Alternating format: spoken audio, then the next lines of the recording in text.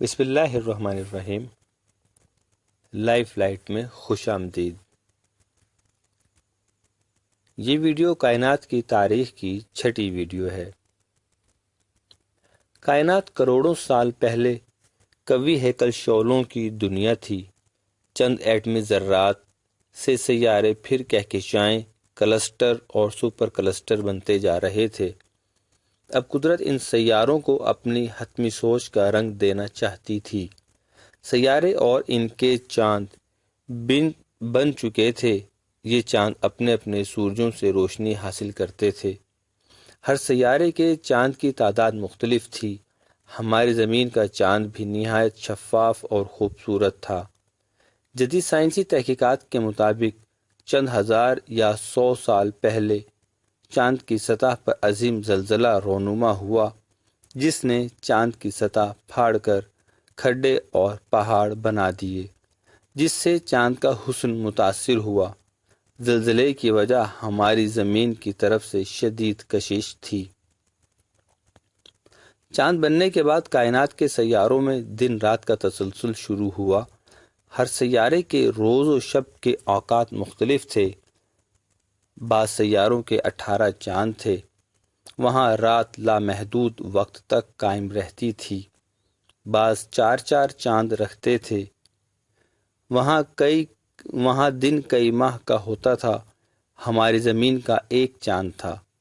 یہاں جب دن رات کا نظام شروع ہوا، دن 3 گھنٹے کا تھا۔ روز و شب کے اس منظر نامے کو قرآن مقدس میں رب کریم یوں بیان فرماتے ہیں۔ سورہ انبیاء آیت نمبر 33 میں، وہی خدا ہے جس نے دن رات بنائے، اور سورۃ النازعات آیت نمبر 29 میں، پھر رات کو تاریک اور دن کو روشن بنایا۔ ابتدا میں چاند زمین کے بالکل قریب واقع تھا۔ زمین اور چاند کا درمیانی فاصلہ صرف 3000 کلومیٹر یا 30,000 کلومیٹر تھا، جو آج 3,84,000 میل طویل ہو چکا ہے۔ اس وقت زمین ابلتا ہوا سمندر تھی۔ چاند ایک بہت بڑے سیارے کی مانند نظر آتا تھا۔ زمین پر آگ کی لہریں چگاڑتی پھرتی تھیں۔ چاند جب ان لہروں پر کشش کرتا تو یہ لہریں سینکڑوں کلومیٹر فضا میں اچھلتی تھیں۔ زمین سورج کے کافی نزدیک تھی، اس لیے مدار کا سفر زیادہ طویل نہیں تھا۔ 20 لاکھ سال مزید گزر گئے۔ اس دوران دن 6 گھنٹے کا ہو چکا تھا۔ زمین اب بھی آگ کا بھیانک سمندر تھی، لیکن قدرت ایک اور اہم حکمت عملی اپنانے کے لیے تیار ہو چکی تھی۔ کائنات کے مدار میں سینکڑوں کلومیٹر اوپر عجیب ہیبت کے پتھر اور پہاڑ بننے کا سلسلہ شروع ہو گیا۔ چند ہزار سال بعد یہ پتھر دھماکے سے پھٹ گئے۔ اربوں پتھر سیاروں کی سطح کی جانب بڑھے۔ یہ پتھر پانی سے بھرے ہوئے تھے۔ سیارے دھواں دار دھماکوں سے لرز اٹھے۔ ہزاروں سال پانی سے بھرے پتھر اور چٹانیں آگ کے بھیانک سمندر میں گرتے رہے۔ ان پتھروں کو آبی شہاب ثاقب کہتے ہیں۔ آخر زمین سمیت کئی سیارے پانی کے سمندر میں بدل گئے۔ ہر سیارے کو اتنا ہی پانی ملا جتنا اس کا حجم تھا۔ حیرت کی بات یہ ہے کہ پانی گر گرا کر اچھلنے کے بجائے زمین پر پھیلتا چلا گیا۔ اس کے بعد زمین پانی، آگ اور بھاپ کا مرکب بن گئی۔ سائنس کے اس انکشاف کو قرآن یوں بیان کرتا ہے، سورۃ المومنون آیت نمبر 18 میں، اور ہم نے آسمان سے ایک خاص مقدار میں پانی اتارا اور پھر اسے زمین میں ٹھہرا بھی دیا۔ خلائی ادارے ناسا کی رپورٹ کے مطابق حال ہی میں خلا میں نہایت دوری پر پانی کے بہت بڑے ذخیرے دریافت ہوئے ہیں، جو چٹانوں اور پہاڑوں کی صورت کھربوں ٹن مقدار میں موجود ہیں۔ اس پانی کے مقابل ہمارا پانی صرف ایک بوند کی حیثیت رکھتا ہے۔ دلچسپ بات یہ ہے کہ اس خلائی پانی میں بھی لہریں چلتی ہیں۔ پتھر دھماکے سے پھٹ کر لہریں پیدا کرتے ہیں۔